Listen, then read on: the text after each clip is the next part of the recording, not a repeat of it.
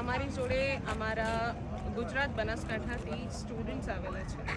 તો અમે આજે યુનિવર્સિટી ઓફ સાઉથ એશિયામાં છીએ. તો અમે સ્ટુડન્ટ્સને પૂછ્યું છું કે લાઈક બકા કેટલો ટાઈમ થયો તમે અહીંયા આવ્યા? અમે અહીંયાના આજે 20 દિવસ થઈ ગયા છે. તમારું નામ શું છે? મારું નામ છે પરમાર પ્રિન્સ દિનેશભાઈ. હું ગુજરાત બનાસકાંઠાથી, હું થરાદ તાલુકાથી. અને તમે? મારું નામ ચૌધરી યશ અને હું બનાસકાંઠામાં દિયોદરથી છું. અને અહીંયા યુનિવર્સિટી ઓલવેઝ સારું જ છે, બધું જમવાનું બધું. ભણાવવામાં પણ કમ્પ્લીટ ઇંગ્લિશમાં જ ભણાવે છે અને એટલું બધું કશું વસ્તુ ખરાબ નથી.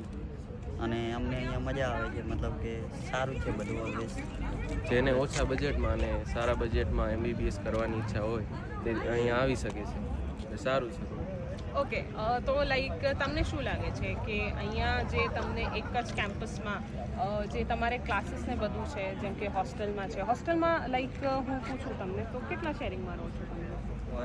અમે એક રૂમમાં અરાઉન્ડ 4 જણા જઈએ છીએ અને રૂમ મોટો હોય છે એવો, મતલબ કે એટલો ખરાબ નથી. રૂમમાં બહુ સારી વ્યવસ્થા હોય છે, સુવિધા ગરમ પાણીની કમ્પ્લીટ. ગરમ પાણી ઠંડુ પાણી બંને આવે છે. બરોબર. અને તમારા ભેગી કેટલા આપણા બનાસકાંઠાના છોકરાઓ છે?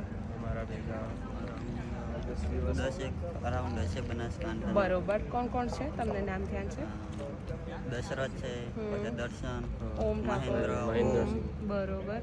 ઓકે, એટલે ઘણા બધા, આખો એક ગ્રુપ તમને ગુજરાતી છોકરાઓ તમારા જે સાઈડના છે? અમારા સાઈડના જ ખાલી. બીજા તો ઘણા ગુજરાતમાં. હા, બીજા તો ઘણા ઓલરેડી લાઈક 100+ ગુજરાતી સ્ટુડન્ટ્સ અહીંયા ભણે જ છે. અને બીજું કે જેમ કે એક તમે પ્રોપર ત્યાં બનાસકાંઠાને એ બાજુના છો, તો તમને એક મોટો પ્રશ્ન, તમે નોનવેજ તો ખાતા નહીં, તો તમારા માટે એક વેજ ફૂડ અને સારું એવો ક્વોલિટીનું મળવું એક લાઈક બહુ મોટો પ્રશ્ન છે. તો એ બાબતે તમે શું કહેશો? ના, વેજીટેરિયન બી બહુ સારું છે. વેજીટેરિયન બનાવી રહ્યા છે, મતલબ અમારા માટે અલગથી બનાવે, વેજીટેરિયન અલગથી બનાવે ને નોનવેજ માટે પણ અલગથી. નોનવેજ ની વેજીટેરિયન સુવિધા બધી અલગ અલગ હોય છે. બરોબર. કેટલા ટાઈમ મીલ મળે છે તમને? મીલ મળે છે, સવારમાં નાસ્તો હોય છે, બે ટાઈમ મીલ મળે છે, સવારને બપોરના 2 વાગે હોય છે, સાંજે હોય છે. બરોબર. અને એમાં લાઈક તમને એવું છે કે તમે અહીંયા આવ્યા છો એટલે લાઈક સારો એવો સ્ટેપ તમે નિર્ણય લીધો તમારા ફ્યુચર માટે?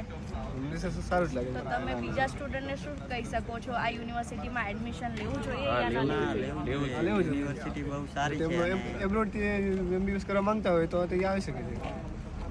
ઓકે. અને આપણે એકેડેમિક્સ બાબતે તમે લોકો શું કહેશો? લાઈક કેવી રીતે એ લોકો તમને ભણાવે છે? શું પેટર્ન છે આ લોકો?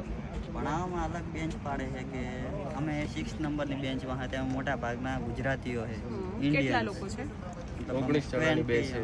બરોબર. 20 અરાઉન્ડ. અને તેમાં અલગથી ગ્રુપ પાડે, તેમાં મને અલગથી ભણાવે. ને સ્ટડીમાં અહીંની બેઝિક લેંગ્વેજ હોતી હોય છે કે પછી ઇંગ્લિશમાં જ બધું ભણાવે છે?